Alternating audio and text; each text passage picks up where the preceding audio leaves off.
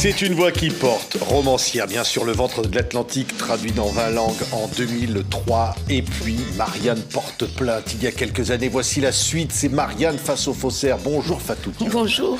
Quand je dis Marianne face aux faussaires, peut-on devenir français? C'est la question que vous posez dans ce livre. Vous dites, au fond, il y a des faussaires et vous les dénoncez. C'est qui ces faussaires? Les faussaires, ce sont ceux qui pensent que la couleur blanche, c'est ça la nationalité française. Alors, ce qui n'a rien à voir. La Constitution ne se soucie pas de nos origines ni de notre couleur. Donc, les faussaires, ce sont ceux qui trafiquent la Constitution de Marianne. Vous dites qu'il y a deux côtés, il y a deux camps de faussaires. Oui, il y a les loups et les faux bergers. Donc, dans tous les cas, ils sont dangereux pour les citoyens et les citoyennes que nous sommes. Oui, mais alors précisément, c'est qui d'abord les loups? Alors, les loups, ce sont les voix de l'extrême droite. Ce sont des personnes qui parlent toujours du déclin de la France, d'une espèce de menace, qui indexent un bouc émissaire à chaque fois, à chaque élection. Donc, les immigrés, les musulmans sont censés être là pour ruiner le destin de la France. Et donc, il faut s'élever contre ça, parce que les gens qu'ils pointent, ce sont des gens qui souffrent aussi des difficultés du pays. Or, ils leur mettent ces difficultés-là sur le dos. Les immigrés ne sont pas responsables de tous les maux de cette société française. Comme quand ils disent, alors on voit derrière vous plutôt Éric Zemmour et Marine Le Pen. Éric Zemmour, par exemple, qui dit renvoyer les étrangers qui n'ont pas de travail au bout d'un certain temps. Par exemple, vous en parlez dans le livre. S'il perd le sien, on le renvoie à ses origines. Comment ça? Il lave plus blanc que blanc. Donc, ce qui légitime sa présence en France, c'est exactement ce qui légitime la mienne. Oui. Donc, vous dites Zemmour, s'il n'a plus de travail, il faudrait le renvoyer. Mais renvoyer où? En Algérie. C'est pas là-bas qu'il vient, c'est lui qui l'a dit. Il dit, mes parents sont d'origine berbère. Donc, alors, est-ce qu'ils peuvent l'être et que lui ne le soit pas?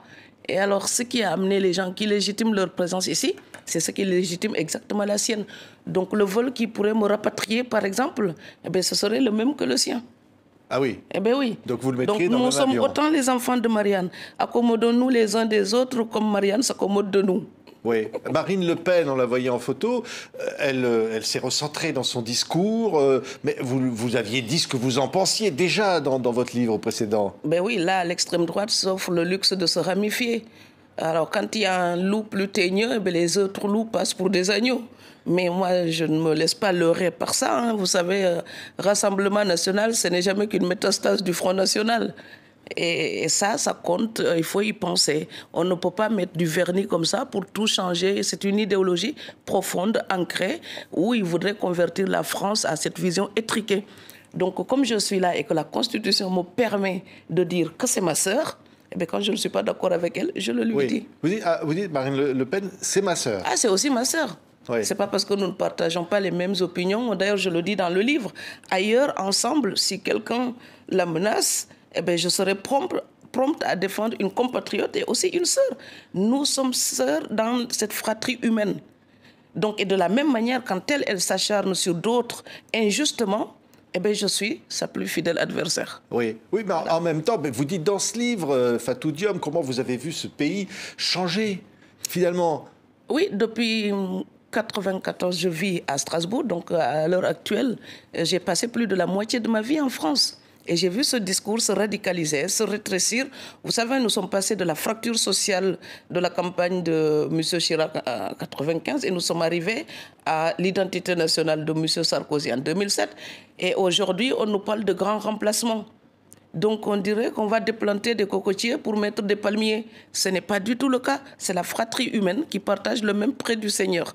Donc vont-ils reprocher à Dieu d'avoir mis les humains ensemble? Oui. Vous dites, je suis... Quand on vous demande votre nationalité, vous ne répondez pas « je suis française », même si vous êtes française. Oui, je dis « je suis franco-sénégalaise ». Il m'a fallu le couscous de ma grand-mère, le poisson de mon grand-père, l'école sénégalaise pour avoir une réflexion ouverte sur la France. Et c'est ça qui m'a amené jusqu'en France. Donc je ne peux pas être la Française que je suis sans la Sénégalaise qui m'a transportée jusqu'ici. Et je ne peux pas être la Sénégalaise que j'étais, vu tout ce que j'ai appris, tout ce que j'ai adopté de cette France-là qui m'a accueillie. Oui. Donc je suis faite des deux cultures. Je dois pouvoir le dire sans me sentir gênée aux entournures. Ça va de soi. On peut être à la fois sénégalaise et française. Oui, alors je dis, il y a des gens qui disent « Ah, elle est française, mais sénégalaise ». Et évidemment, je préfère nettement ceux qui disent elle est française et sénégalaise. Parce que je dis aucun de ces deux mots ne peut suffire à me définir. Tout de moi tient dans le trait d'union qui relie ces deux mots. Parce qu'aucun d'eux ne serait suffisant aujourd'hui pour dire qui je suis. Donc il faut relier les deux. Ce trait d'union, c'est un pont que je traverse. Ce pont m'amène du Sénégal à la France, de Strasbourg à Niodior. Et chaque fois quand je décolle, eh ben, je décolle pour le plaisir d'atterrir parmi les miens. Oui, oui, mais alors Valérie Pécresse, autre candidate à l'élection présidentielle, a parlé des Français de papier. Comme elle.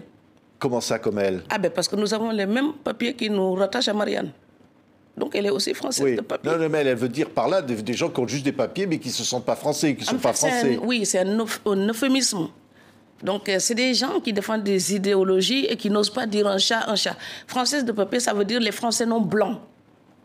Donc s'ils pensent que la blancheur en tant que telle, c'est une qualité intrinsèque de l'être humain, eh bien, donc ça veut dire que quand on est blanc, on est né avec toutes les compétences et qu'on n'a pas besoin de s'améliorer, ce qui serait une débilité absolue. Oui. Donc la blancheur, ce n'est pas une qualité, pas plus que la noirceur n'est une qualité. Ce ne sont pas des défauts non plus, ce ne sont pas des tares. Ce sont juste des hasards génétiques qui ne définissent pas du tout la mentalité d'un humain. Et il faudrait respecter cette constitution qui, justement, dès son préambule, dit que la France ne distingue les citoyens ni par la couleur, ni par la religion, ni par les origines. Mais alors, c'est ça que vous répondez à Valérie Pécresse. Oui. Au fond, vous avez l'impression de dire que c'est raciste de dire ça? C'est pas seulement raciste, c'est inculte. C'est ne pas tenir compte de la Constitution. Quand on a la prétention de diriger ce pays, quand on réclame le gouvernement de Marianne, on doit donner un exemple de respect de cette Constitution. Si c'est vraiment une république, ce n'est pas une république qui se définit par sa blancheur. Ce pays, sa constitution, définit cette république. Donc, par sa constitution, la laïcité, la république sociale indivisible, laïque, démocratique, où les hommes et les femmes ont les mêmes droits pour les responsabilités professionnelles et sociales.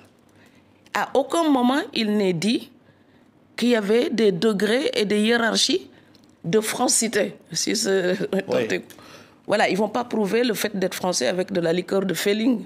Oui, oui. Alors vous citez après votre premier livre, vous avez reçu ici, et d'ailleurs des centaines de milliers de spectateurs ont vu ces émissions sur la chaîne YouTube de l'émission L'Invité. Vous publiez des lettres. C'est horrible. Non mais c'est horrible, Fatou. Lettre numéro 1, je cite. Bonjour Madame la Guenon. Oui. Ça va? Tu te plais bien chez nous? Il y a bon les allocs?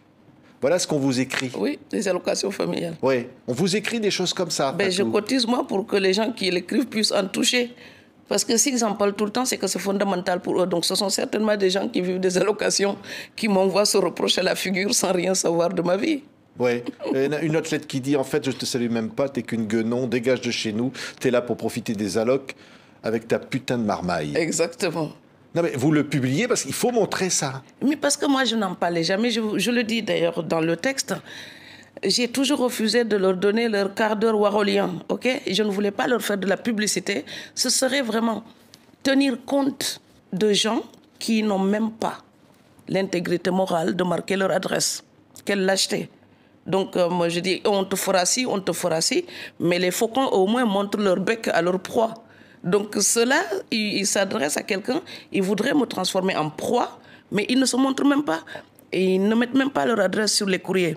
Donc on ne peut pas tenir compte de leur personnalité qui s'annule par le fait même de ne pas mettre une adresse. Donc ça ne me secoue pas. J'ai mis ça pour que nous ayons la possibilité de toucher du doigt cette partie déshumanisée et déshumanisante qui existe dans notre fratrie humaine. J'ai juste voulu qu'on puisse réfléchir à ça. Ça existe. Malheureusement ou heureusement, si vous êtes blanc, vous n'aurez pas l'occasion de toucher ça du doigt. Donc moi, je ne peux pas enlever ma peau noire comme on se débarrasse d'une veste. Et donc, je vis avec ça. Et je dois tenir. Et je ne suis pas la seule dans ce cas. Et nos amis européens blancs, donc les caucasiens, il faut qu'ils voient ça pour comprendre que les gens racistes, ils ne sont pas humiliants pour eux-mêmes seulement. Ils sont humiliants pour toute la collectivité. Oui. Fatou Diome, vous avez reçu aussi beaucoup de critiques venant d'Afrique cette fois. Oui. du Sénégal en particulier, parce que vous avez, alors vous le dites encore dans ce livre, je vous cite, vous dites, allez donc chercher un grand chef d'État africain, cherchez-les, mais allez les chercher, ils sont au cimetière. Un leader africain reconnu comme tel. Ils sont au cimetière. Oui. Il n'y en a pas aujourd'hui. Non, parce que ce que je veux dire par là, il y en a. Mais on le reconnaîtra seulement après leur mort. Donc il y en a. C'est que chaque fois qu'il y a un leader africain digne de ce nom, eh bien, il est massacré. Et on va le dénoncer, le dénigrer, le mettre en pièces jusqu'à ce qu'il se décourage ou jusqu'à ce qu'il meure ou jusqu'à ce qu'il soit tué. Et après, une fois qu'il est au cimetière, on dresse des statues et puis on fait des commémorations. Non, mais soyons sérieux, ces commémorations ne rendront jamais un fils à sa mère ou une fille à son père. Donc, reconnaissons les capacités, les compétences des gens pendant qu'ils sont parmi nous. Il ne faut pas attendre que les gens soient morts pour dresser des reliques. Voilà, un héros mort, oui, les idées survivent. Mais quand même, ce serait bien de donner une chance au progrès, au développement, à l'humanisme, au dialogue des cultures. Et il ne faut pas dénoncer tout ce qui parle de lien. Et donc l'époque, elle aime les clashs, elle aime la haine. Elle aime pulvériser. Donc chaque fois que vous parlez de fraternité, il y a des gens, ils vous font un sourire de momie. Donc c'est comme si ça les désespérait. Oui, mais parce que vous aviez dit, en gros, en résumant, qu'au fond, une partie des problèmes de l'Afrique aujourd'hui viennent des Africains eux-mêmes. Oui. C'est un peu ça que vous aviez dit. Oui, nous avons les séquelles de la colonisation, de l'esclavage. Il y a des noms à donner. Il y avait des séquelles de ça qui continuent, qui font le lit des difficultés actuelles. C'est vrai. Mais alors, il y a des fautes dont nous sommes responsables, nous, en Afrique aussi. Donc, quand il y a quelqu'un qui détourne l'argent de son pays pour s'acheter des hôtels particuliers à Paris, je suis désolée, ce n'est pas un colon qui lui impose. C'est sa cupidité. Et alors, quand on prive son peuple pour se donner une condition qui est digne d'un chef d'État européen, eh ben, on affame les siens, eh ben, on n'est pas plus méritant qu'un colon. Il faut dénoncer aussi cela. Donc moi, je n'ai pas le regard binaire comme ça. Ah, les Africains sont nanana et je parle pour une catégorie. Je parle pour ma communauté, c'est-à-dire l'ensemble de ma fratrie humaine. Et donc, comme j'ai deux pays, mon identité, elle est dans cette intersection. C'est une identité de l'addition. Donc quand je regarde le miroir, je tourne toujours le miroir, des deux côtés. Et je ne dis pas quelque chose pour plaire d'un côté ou déplaire de l'autre. En fait, ça m'est égal. Je dis profondément ce qui me tient à cœur, ce que je pense, ce que je crois, eh bien, avec toutes les erreurs que cela comporte, et je m'en excuse d'avance, mais je continuerai quand même à écrire mes livres avec la conviction qui est la mienne. Oui, avec le point. Alors, on vous voit le lever. Eh oui. Oui, vous êtes combattante. C'est comme dans le film avec Clint Eastwood, dressé avec le poing. Donc, on va se dresser avec les rêves, avec les poings, avec notre volonté farouche d'être aussi déterminés que les loups qui veulent nous diviser. Oui. Et je ne me laisserai pas décourager. Oui, oui, parce qu'au fond, vous dénoncez aussi ces faussaires dont vous dites les victimaires, c'est-à-dire ceux qui en font presque profession pour justifier, y compris leur inaction, être victime permanente ou se dire victime. Oui, ceux qui se laissent emporter dans la transe collective de Jérémiade. Et donc je dis, le Bréma n'a jamais libéré un âne de sa selle. Si ça ne va pas, il y a des choses à faire. Donc, chercher un coupable, d'ailleurs, je pense là à des mots de Frantz Fanon. Il dit, je ne suis pas là, moi, homme noir, pour charger toujours l'homme blanc d'une culpabilité éternelle. Donc, il faudrait aussi apprendre de nos maîtres et de nous libérer. Et entendre la libération au sens où l'entendait Montesquieu, c'est-à-dire une réciprocité de la libération. Parce que si on est dans la dialectique du maître et de l'esclave, donc libérer l'un ou à l'autre bout de la laisse, c'est libérer aussi l'autre. On ne peut pas réclamer la libération pour soi et vouloir enfermer les autres dans la culpabilité. Ce n'est pas généreux, ce n'est pas humaniste. Et le passé, il est là, laissons-le aux historiens. Donc je l'avais déjà dit, le passé n'a pas besoin d'avocats. Il a besoin d'historiens. Laissons les historiens faire leur travail. Et nous, les Africains, par exemple, qu'on arrête de penser que être noir et parler au nom de l'Afrique, c'est une profession. Non, ce n'est pas une profession.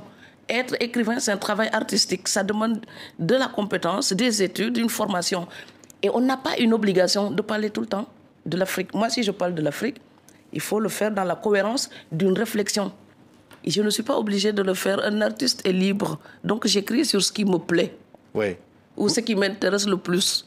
Oui. Vous ne changerez jamais votre prénom, comme le dirait Zemmour. Ah non, Fatou. Non. Je sais que Fabienne, ça sonne bien. François, c'est pas mal. Mais Fatoumata Binta Aminata Diom, c'est exactement moi. Et je me sens bien avec ça, en face de Marianne. Oui. Vous parlez de la laïcité aussi beaucoup dans ce livre. Parce qu'au fond, c'est ça le vivre ensemble. Et ça marche pas. Il y a beaucoup de problèmes, ça marche plus comme ça devrait marcher. Oui, parce que les défenseurs de la laïcité, je ne dis pas tous, mais certains sont devenus aussi extrémistes que les extrémistes qu'ils dénoncent.